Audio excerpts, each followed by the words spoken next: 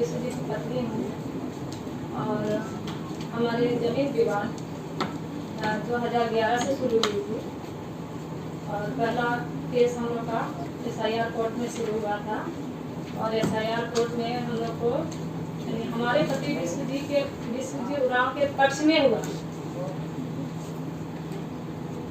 और हमारे पक्ष में जब फैसला होती है तो हॉस्टल के लोग माननीय विधायक चमरा लिंडा जी से मध्यस्थता करवाते हैं। उनकी ओर से मध्यस्थता होती है, मेरी ओर से नहीं। वे कहते हैं कि 20 डिसमिल जमीन हमें हॉस्टल के नाम में दान में दिया जाए।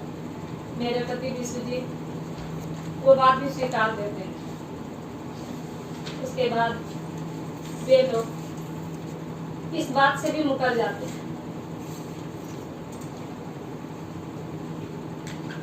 जब हम लोग दखलदानी के लिए जाते हैं वहाँ पहला जो हम लोग हमारे पक्ष में जब फैसला हुई तो जब दखलदानी के लिए हम लोग गए वहाँ तो हम लोग को दखलदानी नहीं होने दिया, जबकि हमारे साथ पुलिस प्रशासन की CO CI भी थे, लेकिन हम लोग को वहाँ दखल पोजीशन नहीं लेने दिया गया। वहाँ से हम लोग को डांट फटकार के हटा दिया। तो उसके बाद फिर आगे कोर्ट में केस चलती है, कमिश्नर कोर्ट में। वहाँ से भी हमारे पति विश्वजीत के पक्ष में ही फैसला होती है। उसके बाद फैसला के बाद उन्होंने फिर से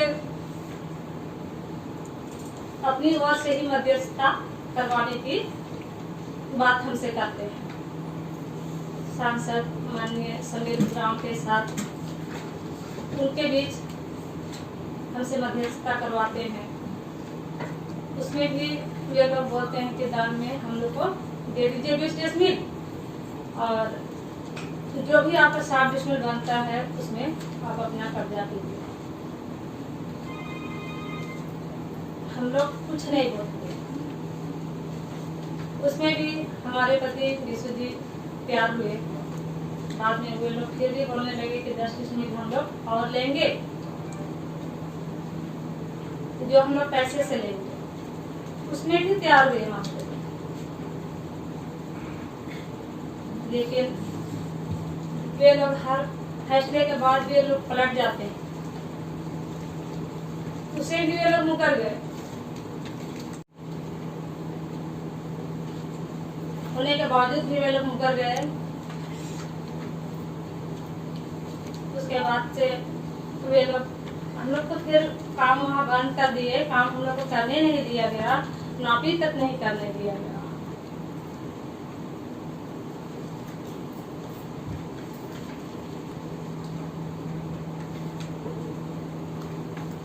किसी छात्र हॉस्टल या छात्रावास या गैर आदिवासी इस तरह का कोई मामला नहीं है। आदिवासी बनाम आदिवासी भूमि का मामला है। यह एक रैयत है। ये महिला एक रैयत है, विश्वजीत उरांव की पत्नी है। यह रैयत है। इनका कहना है कि जो भूमि इनकी है, रैयती भूमि है, उस भूमि पर अभी कब्जा हॉस्टल वाले के कुछ हिस्से का है। लगभग 20 डिसमिल भूमि में कंस्ट्रक्शन किया जा चुका है और उन लोगों ने अवैध निर्माण जारी कर रखा था।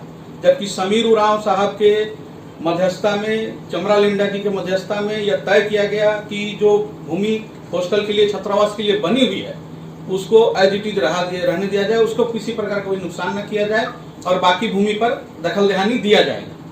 लेकिन उस बात को अमान्य घोषित करते हुए उन लोगों को पूरी भूमि पर कब्जा करने का लालच समाया और फिर इस तरह से माहौल को क्रिएट किया गया कि इन लोगों की तरफ से वहां दंगा फैलाया गया, तोड़ फोड़ किया गया। ऐसा कुछ भी नहीं है। जी मैं भी बोलना चाहती हूँ।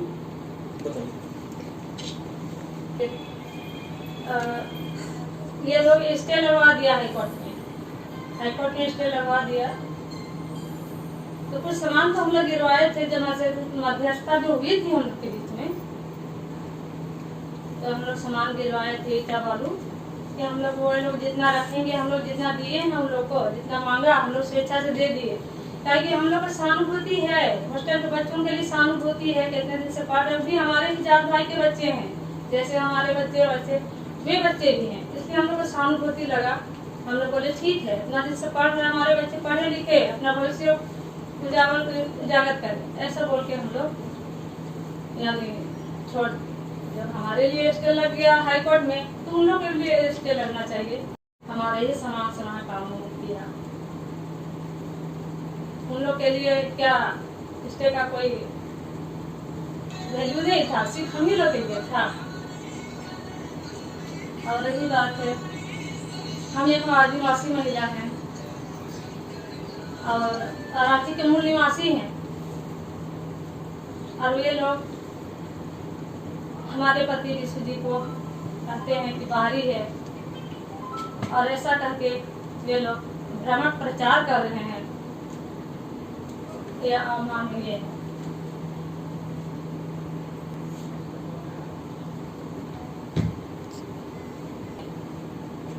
हमें कब्जा नहीं करने दिया और अपने लोग ही अवैध कब्जा करके रखा हुआ है।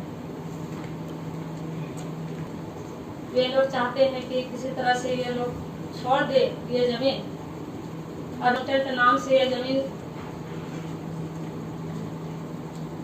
को कब्जा कर लेंगे, और उन लोगों को हमारे जमीन को कब्जा करने का ही ये सोची साजिश है, षड्यंत्र रचा जा रहा है। साथ ही जब भी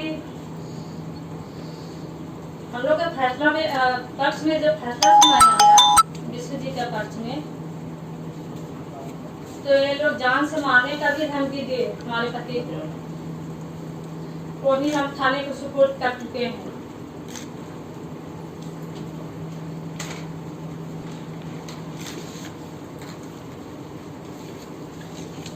मैं चाहती हूँ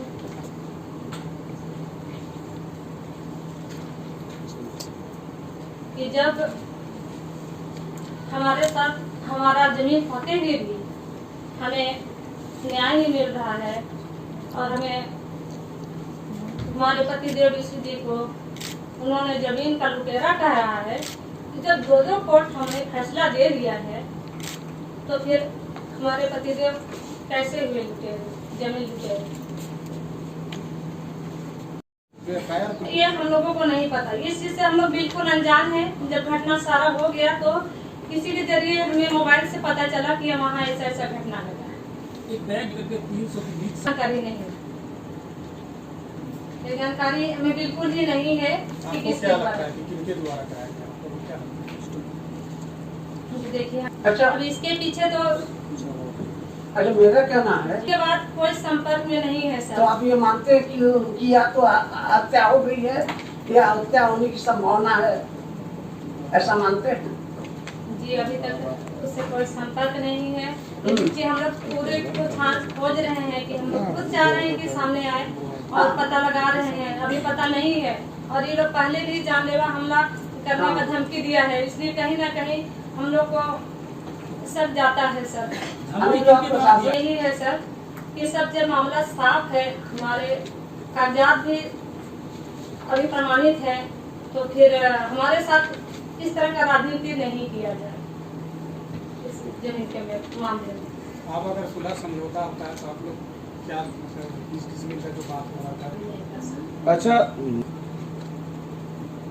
हॉस्टल के बच्चों के लिए हमारे पूरे परिवार के मन में सहानुभूति है, और हम नहीं चाहेंगे इस प्रकार का हॉस्टल के बच्चों के साथ भी अन्याय हो, क्योंकि वह भी हमारे बच्चे हैं, पढ़ने लिखने के लिए आए हैं।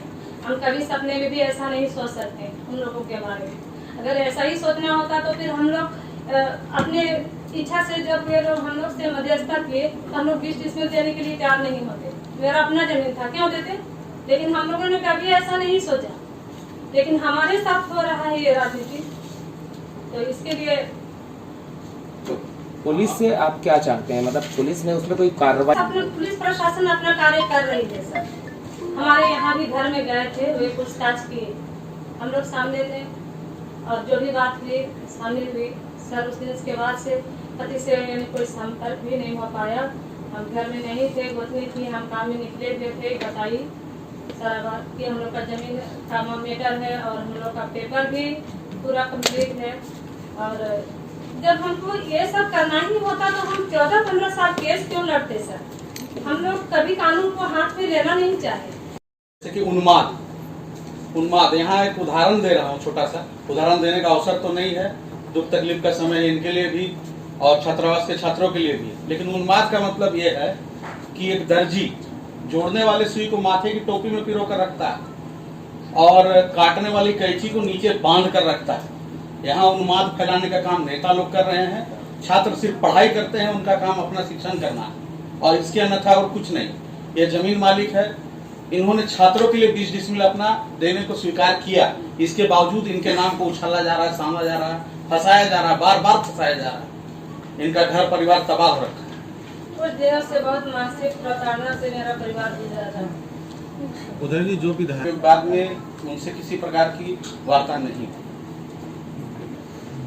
इसने फोन किया, तो जाकर अभी आपके कांटेक्ट में नहीं है, तो अहम मुद्दा है कि आपके पति है कहाँ, वो सामने आके बात क्यों नहीं कर रहे हैं। आप उनके बिहाफ में बोल रहे हैं लेकिन वो कहाँ है।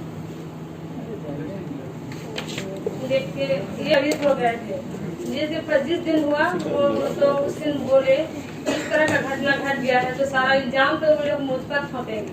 हम शायद ये खौफ है उनके मन में, पहले भी ये लोग इस तरह का बात कर रहे थे तो इसी की वजह से वे सामने नहीं आ रहे हैं। ऐसा हम सोच रहे हैं, इसलिए FIR नहीं करवा रहे। इतने सारे मीडिया हैं, आप